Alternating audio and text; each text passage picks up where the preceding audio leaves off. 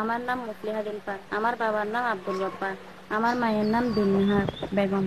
আমার বাড়ি বড় মহেশখালী, জাগিরেগোনা ৮ নং ওয়ার্ড।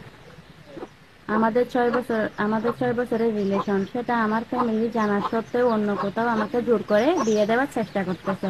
তাই আমি নিজের স্বইচ্ছায় সজ্ঞানে বাসা থেকে বেরিয়ে সালাউদ্দিনের কাছে চলে আসি। বড় মহেশখালী, বড় কোরালপাড়া, ৬ নং ওয়ার্ড। জনাব আব্দুল শুক্কুরের ছেলে মোহাম্মদ সালাউদ্দিনের সাথে ২ তারিখ ৮ মাস ২০২৪ ৬ লক্ষ টাকা বাকি, ৪ লক্ষ টাকা নগদ, মোট ১০ লক্ষ টাকা দেড়মুহুরে বিবাহ বন্ধনে আবদ্ধ হয়। আমাদের বিবাহের বিষয়টা আমার ফ্যামিলিতে জানার পরেও তারা মেনে নিচ্ছে না। তারা অনেক জোর করতেছে আমাকে নিয়ে যাওয়ার জন্য।